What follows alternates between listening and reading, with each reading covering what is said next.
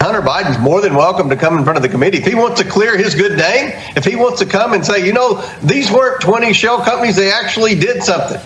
He's invited today.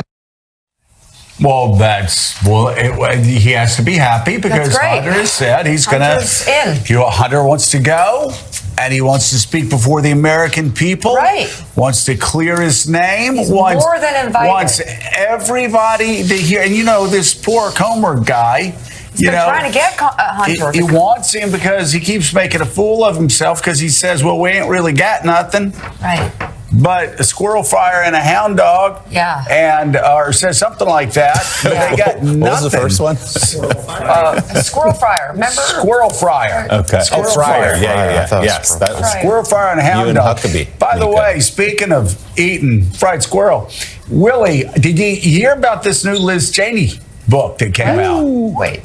Yes. I mean, there's a lot there. But here's my favorite line from it, though. Okay. Kevin McCarthy. Oh, no.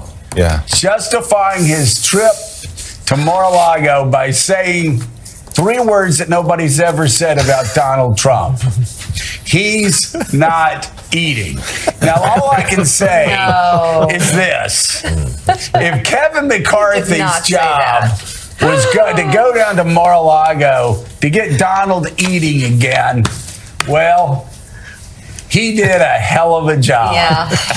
Because that ain't been a problem maybe since. Go back. Wasn't really a problem before. Maybe if he said, I got to go down to Mar-a-Lago because Donald's cheating on his wind sprints, we'd believe that. Yeah.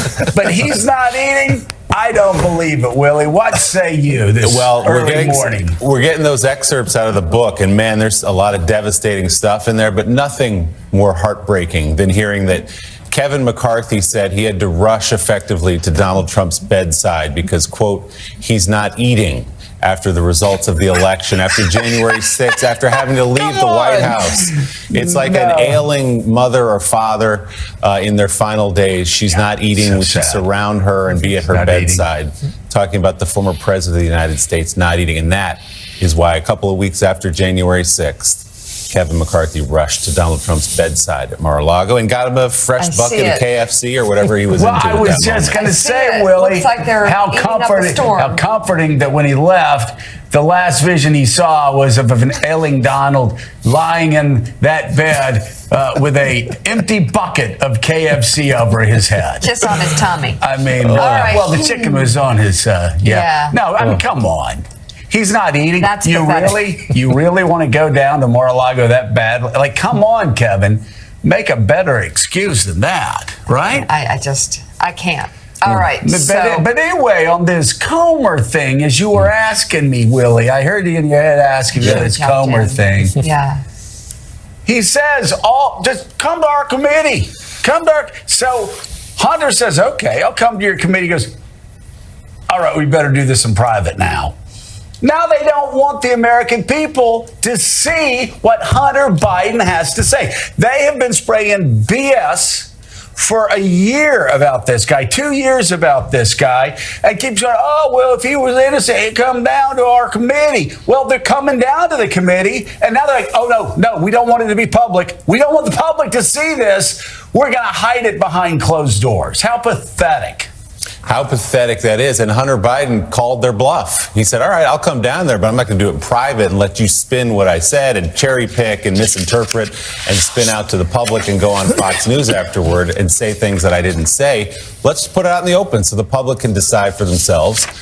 And now they're saying, well, I'm not so sure we want that to happen because the whole point of this exercise is for us to spin this and to misinterpret the information. By the way, Jamie Raskin put out a statement. He, I think, crystallized the whole situation. Of course, Democrat from Maryland. Quote, let me get this straight, he said. After wailing and moaning for 10 months about Hunter Biden and alluding to some vast, unproven family conspiracy, after sending Hunter Biden a subpoena to appear and testify, Chairman Comer and the oversight Republicans now reject his offer to appear before the full committee in the eyes of the world and to answer any questions they pose. What an epic humiliation for our colleagues, and what a frank confession that they're simply not interested in the facts and have no confidence in their own case or the ability of their own members to pursue it. End quote from Jamie Raskin. This is Wow. James Comer, of course, guys, the man who said, well, there's an awful lot of smoke here, no fire yet. Apparently still looking for that fire.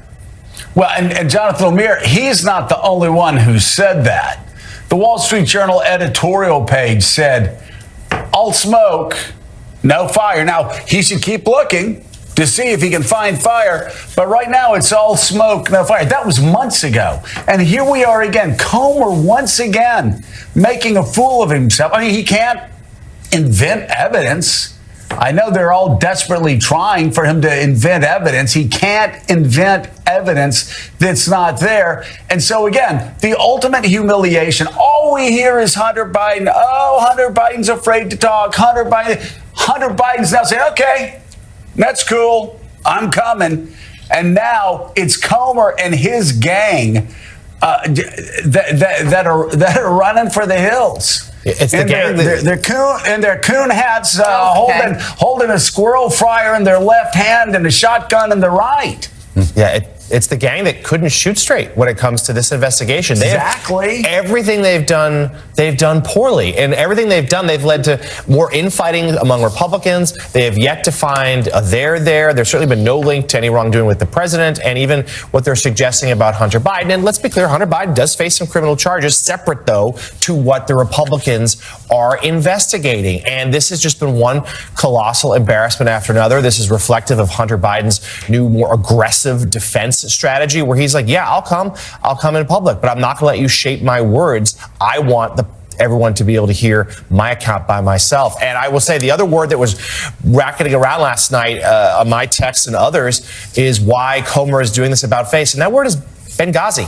When they have tried to have public hearings before, they have backfired. They tried to humiliate Hillary Clinton, famously in that Benghazi hearing, and Hillary Clinton, of course, defeated them in front of the cameras, broadcast live to the nation. And I think there are some Republicans who are fearful, and the stakes on this one perhaps lower.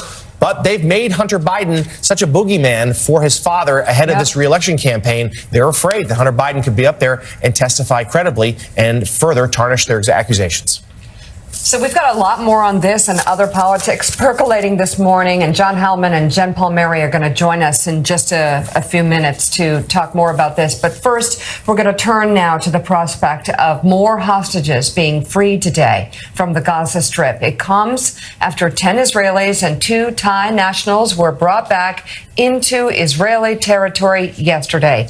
In return, Israel released 30 Palestinian prisoners. The exchange with Hamas happened after both parties agreed on Monday to extend the humanitarian pause for an additional 2 days. The truce is now set to expire tomorrow. The terrorist group has freed 81 people since the temporary ceasefire began on Friday, while Israel has released 180 Palestinian prisoners. It is believed about 240 people were taken captive during the October 7th terrorist attack in Israel. The White House says 8 or 9 Americans are still being held hostage. Meanwhile, CIA Director Bill Burns is now in Qatar discussing the hostage release deal and the potential for a broader agreement. Joining us now from Tel Aviv, NBC News Chief Foreign Correspondent Richard Engel with more on all of this. Richard? So we are expecting to see more hostages released today because this is the last full day of this truce after it was extended for 2 days. The big question is what will happen after midnight tonight. Israel says that unless Hamas continues to hand over hostages, then it will resume its military campaign. And there are 2 groups in particular that want to see this ceasefire extended badly. They are the families of the hostages who want to buy more time, because so far this truce has been working. It's been very delicate, but generally it has been working, with each day Hamas releasing around 10 to 12 prisoners, sometimes a few more, and in exchange Israel releasing about 30 or 30 plus Palestinian prisoners. The people of Gaza desperately want this to be extended, because during this last 6 days they've been able to get some food aid, they've been able to go to their houses, we've been able to be in contact with people. Much of Gaza is destroyed, so that their lives are still incredibly difficult. There's very little food, there's very little drinking water, but it is better than being under constant assault. The hostages hope that with each day there is the chance that their loved ones could be included on these precious freedom lists. For Israel, it is a simple matter. Israel says it will extend the truce as long as Hamas keeps releasing every day around 10 hostages, at least 10 hostages. But Hamas is running out of women and children. So now the negotiations are focused on convincing Hamas to start releasing male prisoners. And Hamas still has quite a few male prisoners, and there are other women and children in Gaza that they are held by other groups. So it is not hopeless. Hamas could be convinced to release some of the male prisoners, particularly some of the male hostages, particularly some of the elderly ones. But so far, we have not seen any breakthrough, and there are deep concerns, particularly from the people of Gaza and those hostage families, that unless there is some sort of breakthrough at the end of the day today, midnight, perhaps tomorrow morning, the bombing could resume again. So, Richard, is it objectively good news, of course, to have hostages coming home, particularly some of those young children and senior citizens we see reunited with their families? But do you pick up any suspicion from Israeli officials that Hamas keeps extending these deadlines, extending them for PR on the one hand, look, we're releasing hostages, but also to buy Hamas more time to reconstitute itself and to effectively stop the assault there? How is Israel looking at the balance of these two things? Their war on the one hand and their rescuing of the hostages on the other? So Israel has several competing objectives here. Israel does want these hostages to be released. The Israeli government is under pressure. Prime Minister Netanyahu personally is deeply unpopular because the October 7th attack happened in the first place, and because the hostages are still there.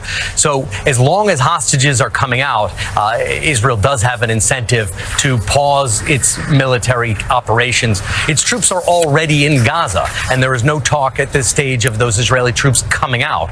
So Israel is preparing for a long-term military campaign.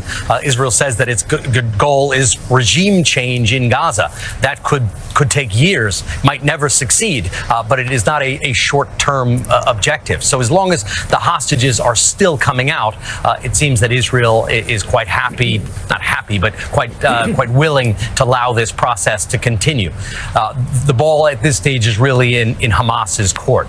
Can it gather additional women and children from other disparate groups inside Gaza? And is it willing to make the decision to start releasing men, older men, or the most sensitive group for Hamas, military-aged men and women who it considers to be soldiers? NBC News Chief Foreign Correspondent Richard Engel in Tel Aviv again for us this morning. Richard, thanks so much. Let's bring in former Supreme Allied Commander of NATO, retired 4-star Navy Admiral James Stavridis. He is Chief International Analyst for NBC News. Admiral, good morning. So how are you looking at this from a military perspective? First objective, get your people home safely if you're Israel. That has started to happen. They're trickling back over. Many more still there, of course, but also measuring that against your objective to defeat Hamas, to uproot Hamas, and to eliminate it so they can't do what they did on October 7th. Yeah, my sympathy is in this case is with the Israeli Defense Forces. This is an incredibly difficult military problem to begin with. To take down this city of 1.2 million in the north, gain control of it, destroy that tunnel complex. Now let's add a degree of difficulty, which includes hostages. And that's got to be the top of the priority list. And it will continue to be. And I suspect we'll see the ceasefire kind of move along with some additional releases. But make no mistake about it, as I talk to my sources, both in Israel Israel, here in the United States, the Israelis are going to get back to business when the hostage situation goes stagnant. And at that point, they'll search for the hostages. They'll try and find them. They'll try and rescue them. But alongside that, Willie, they're going to unleash additional military force. Final thought here. I believe that the Biden administration is working very hard to get the Israelis to dial down the lethality as it pertains to civilians. And that's smart for Israel. It's not only the right thing to do, it'll help them win the information war, which they are losing right now. So Admiral, based on your vast experience through the decades, based upon the deep contacts you have with the Israeli Defense Forces, give us an idea of what the costs are and the trade-off. We certainly understand hostages are first priority.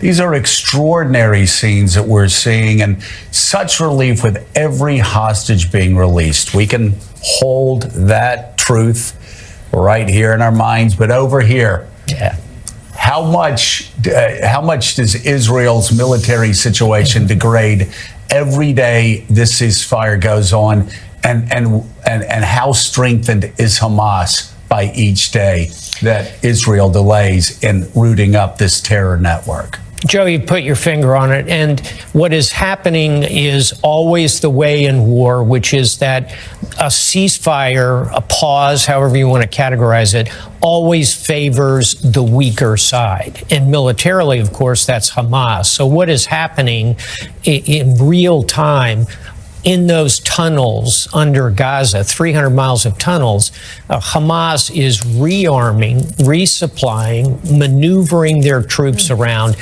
building in booby traps, building in IEDs, improvised explosive devices, shielding those hostages.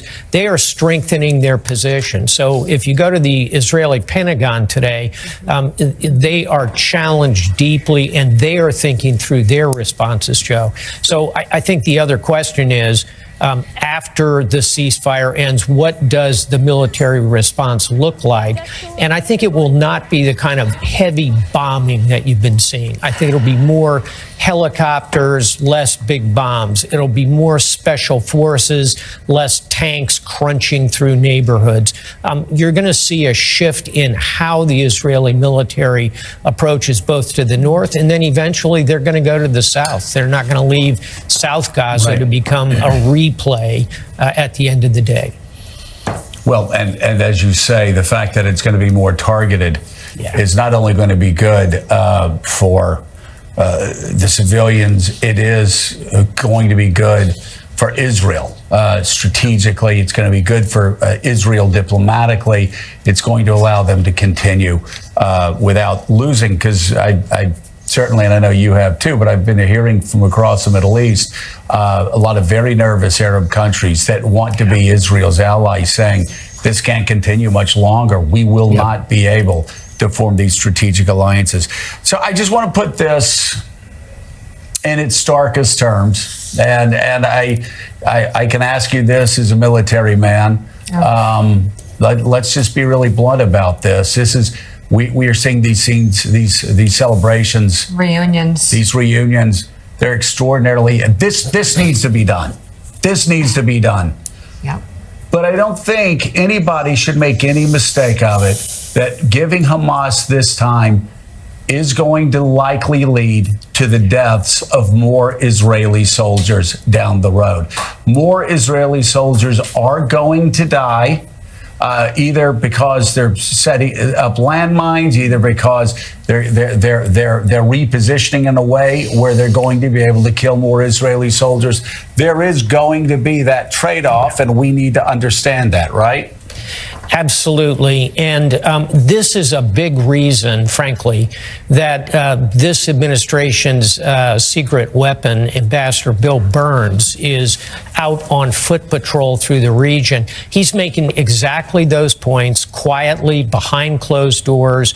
And we forget this about Bill Burns. We think of him correctly as a former ambassador to Russia, deputy secretary of state, now director of the CIA. What did he do before all that. He's a fluent Arab speaker. He was posted throughout much of his career in the Arab world. He is quite extraordinary in a number of dimensions. He'll do everything he can behind closed doors in his role as director of the CIA to move this in a positive direction that, Joe, holds the balance, as you point out correctly, between Israelis' needs for their security and the humanitarian crisis unfolding. It's a very delicate dance, and I'm glad Ambassador Burns is there.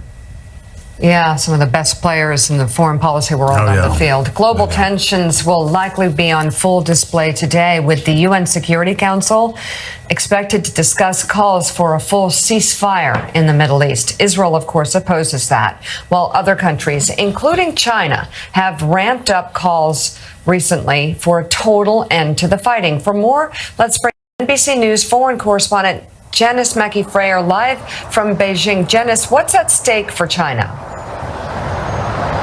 Well, with this temporary truce in Gaza entering another day, there is this diplomatic push at the UN Security Council to have this pause become a fuller ceasefire.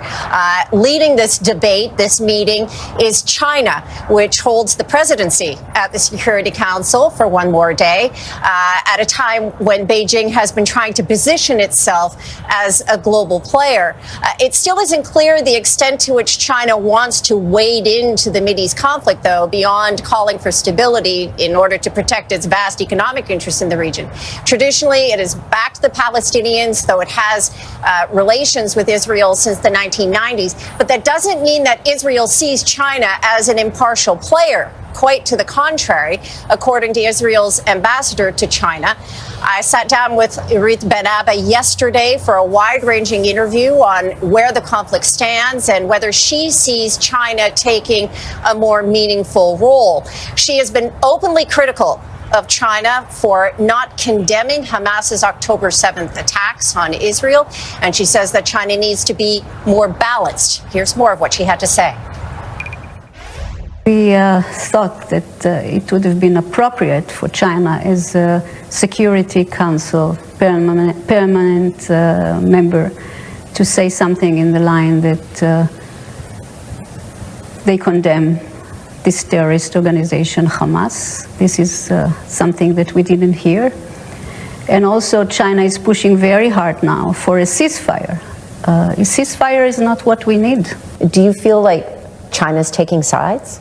China has always taken sides. Since China has not expressed any, let's say, pro-Israeli statements in the last couple of weeks, apart from a fraction of statements here and there. So we don't expect, and China being the president of the United Nations Security Council this month, right? So we don't expect major statements in favor of Israel. China has been pushing for stability. It's calling for a ceasefire. It's calling for a two-state solution, all very broad statements over the past several weeks that lack any specifics or solid solutions. China's Foreign Minister Wang Yi is in New York for this meeting. This is a last push after a diplomatic blitz by China around the Gaza conflict in the past several weeks. It's been heavy on calls for humanitarian aid and also heavy on criticism of the United States for what China sees as meddling in the Mideast, given its backing for Israel. At the end of the day, most observers aren't convinced that China is going to make much difference on the ground. There's the sense that they're being opportunistic in trying to go for maximum international status with minimal cost, much the same posturing that we saw China take in its position on the war in Ukraine. Willie? Fascinating interview, and the Israeli ambassador not the only one frustrated with China here. NBC's Janice Mackey-Frayer live in Beijing for us.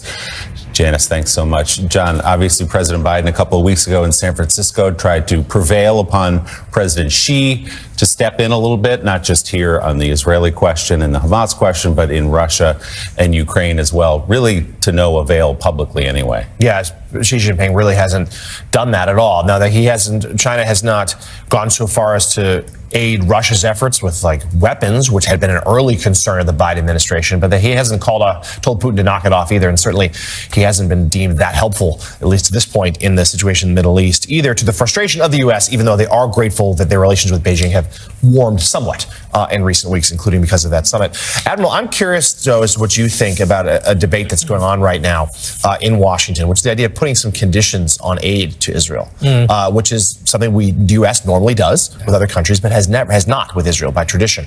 President Biden over the weekend seemed open to it. He entertained the thought, but then the administration kind of walked that back.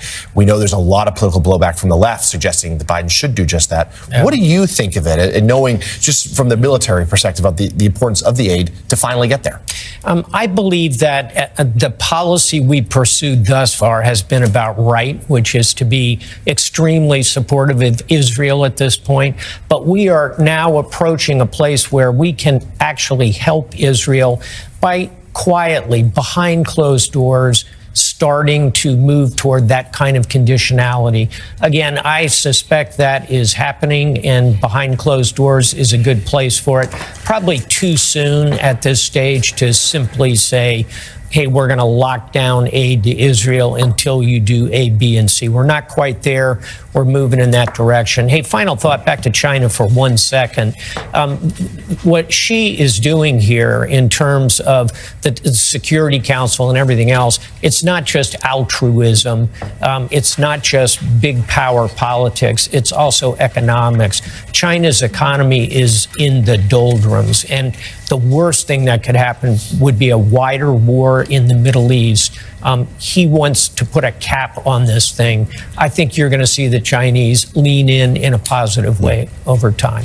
Well, and Admiral, that leads to the last question I was going to ask you, because we're talking about the dangers economically of a wider war in the Middle East. We have seen the consequences of a war in Eastern Europe. I am curious, is it in China's interest and the United States' interest to come together as negotiators to bring an end to the Ukrainian-Russia war at some point? I know this is something that no one is supposed to say openly on TV or write about in editorials for fear of people saying, oh, wait a second, you're betraying the Ukrainians. Fact is, people in the Pentagon, as you know, almost a year ago were saying these lines are frozen. Yeah. Maybe the spring offensive will work. We're very skeptical of that. This went all the way up the ranks. They called this back in February. They were right. These lines aren't going to move much more. At some point, they're diminishing returns. Do we try to enlist China? Would you recommend that? Or do we start moving towards a negotiated settlement here that locks in lines that the Ukrainians may not like, but locks in security assurances for Ukraine that Putin will hate? Joe, as I look at it, I am continually reminded of the Korean War. We're really approaching that 38th parallel, that frozen line, and it is about to freeze as the winter comes. And when both sides hit that point, as you say, of diminishing returns, maybe they're already, that is the moment when a negotiation does start to make sense. And the idea of U.S. and China working together to do it, I think, is not impossible. Better would be it comes under the imprimatur of the United Nations, but to get the U.S. and China to focus on this, hey, we all ought to be looking for a solution in Ukraine, not a continuation of what we've got. All right, retired 4-star Navy Admiral James Stavridis, thank you very much.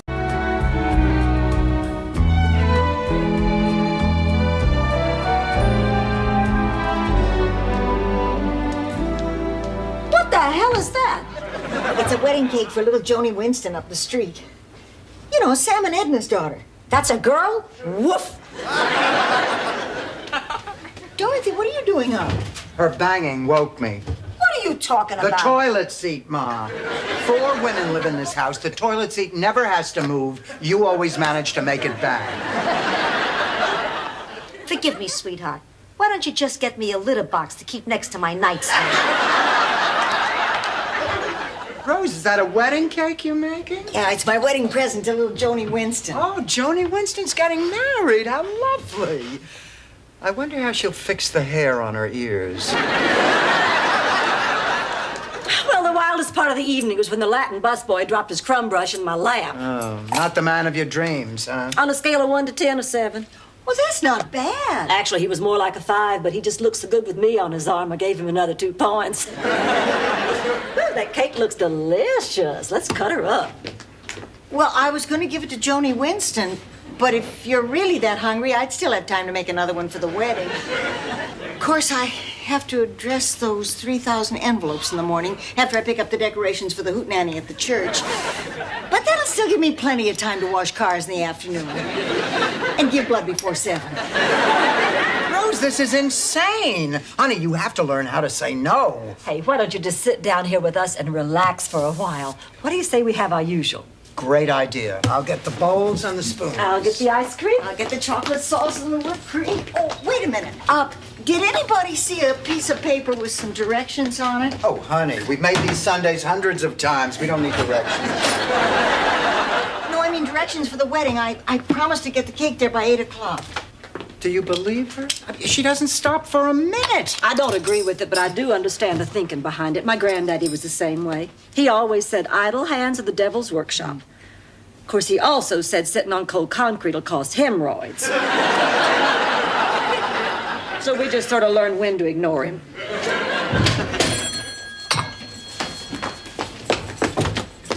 Oh, my God! Rose, Honey? what happened? Honey.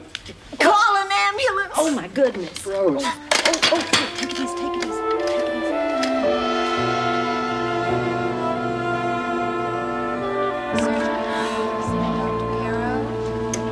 Dorothy, I'm scared. I've never seen Rose look so terrible. I know, I'm worried too. Will you two knock it off? I'm telling you, there's nothing to worry about. Ma, how do you know that? When you reach my age, you get pretty good at spotting the 12 warning signs of death. What are they? Number 1, your children start visiting during the week. Number 2, your doctor won't let you post-date a check. Number 3, you can't eat cream of wheat because it's too spicy. Will you stop? Will you stop? I mean, this could be serious. Of course it could. That's why I'm trying not to think about it. I'll be honest. If anything happened to Rose, it would be like losing one of my own children.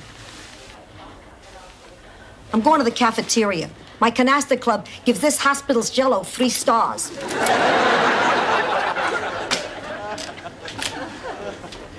Excuse me, are you the ladies who came in with Mrs. Nyland? Yes, we are. I'm Dr. Wallerstein. I've been treating her since she was brought in. Oh, Dorothy, she's gonna be all right. Her doctor's a Jew.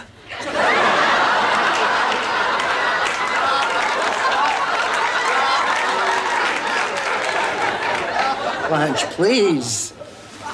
How is she, Dr. Jew? Wallerstein. Why don't you come see for yourselves? Rose, honey, how you feeling? You gave us quite a scare. Oh, doctor, is she going to be all right? She'll be fine. It was just an esophageal spasm. A what?